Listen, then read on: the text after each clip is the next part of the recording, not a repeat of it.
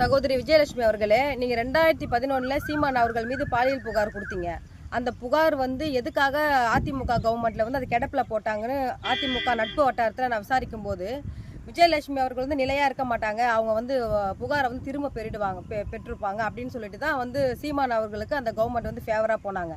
இப்போ 2023 நீங்க அதே போல புகார் கொடுக்கறதுக்கு வந்தீங்க. நாங்க கமிஷனர் ஆஃபீஸ்ல நம்ம புகார் கொடுத்தோம்.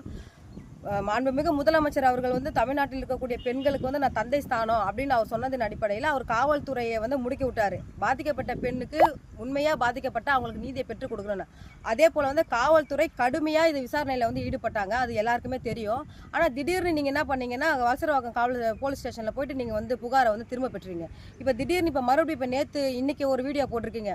இந்த விவகாரத்துல உச்ச நீதிமன்றத்தில் எனக்கு யாருமே பேசல, எனக்கு யாருமே ஆதரவா இல்லை, சீமானை வச்சு நீங்கள் உங்களை வச்சு எல்லாரும் அரசியல் பண்ணுறாங்கன்ற அந்த அர்த்தத்தில் தான் நீங்கள் இப்போ வீடியோ போட்டிருக்கீங்க.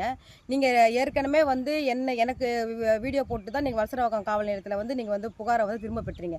இப்போ 2 தினத்துக்கு முன்பாக தான் என்னை நீங்களே தொடர்பு கொண்டீங்க. அம்மா, நான் பேசுனதெல்லாம் வருத்தம் தெரிவிக்கிறேன், நீங்கள் மறந்துடுங்க, எனக்கு நீங்கள் தான் உதவி செய்யணும்னு சொல்லிட்டு என்கிட்ட பேசுனீங்க. சரி, உங்களுக்கு உண்மையாக நீங்கள் பாதிக்கப்பட்டிருக்கேன், உங்களுக்கு நான் நீதியை பெற்றுக் கொடுக்கணும், நான் சரிக்கா நான் உங்களுக்கு உதவி செய்கிறேன் அப்படின்னு நான் சொன்னேன். சொல்லிவிட்டு நான் இப்போ சுப்ரீம் கோர்ட்டில் உங்களுக்கு கேவி பிட்டிஷன் போடுறதுக்கு நான் லாயர்ஸ் எல்லாம் கன்சல்ட் பண்ணி அதுக்கான அரேஞ்ச்மெண்ட்டை பண்ணி வச்சிருக்கிறேன். உங்களுக்காக உண்ணாவிரதமாக இருக்கிறதுக்கு நான் போராட்டத்தை அரேஞ்ச் பண்ணி வச்சிருக்கேன். நீங்கள் திடீர்னு இன்னைக்கு வீடியோவில் நான் எதுக்குமே வரமாட்டேன், எனக்கு யாருமே பேசல, போடுறத வரமாட்டேன் அப்படின்னு நீங்கள் சொல்லியிருக்கிறீங்க. நான் என்ன கேட்குறேன்னா, அதாவது சீமான் அவர்களுக்கும் எனக்கும் கருத்தியல் ரீதியாக தான் இருக்கு இப்போ பிரச்சனை. அதை நான் அரசியல் ரீதியாக பார்த்துப்பேன். நான் உங்களுக்காக தான் நான் சீமான் அவர்களை நான் பகச்சிக்கிறேன். மற்றபடி அவருக்கு எனக்கு எந்த பிரச்சனையும் கிடையாது.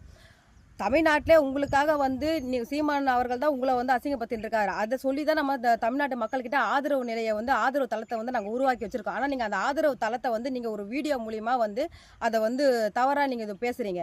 நீங்கள் இன்னைக்கு பேசின அந்த வீடியோவுக்கு நீங்கள் வருத்தம் தெரிவிங்க.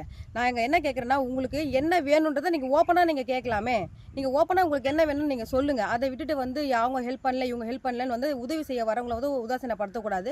நீங்கள் இன்னைக்கு பேசின வீடியோவுக்கு நாட்டு மக்கள்கிட்டையும் எங்களை போன்ற உங்களுக்கு ஹெல்ப் பண்ணவங்ககிட்ட நீங்கள் வருத்தம் தெரிவிங்க. அப்படி வருத்தம் தெரிவிக்கலைன்னா நானும் ஹெல்ப் பண்ண முடியாது, நாட்டு மக்களும் உங்களுக்கு ஹெல்ப் பண்ண மாட்டாங்க. இந்த காணொலி வாயில தெரிவிச்சுக்கிறேன்.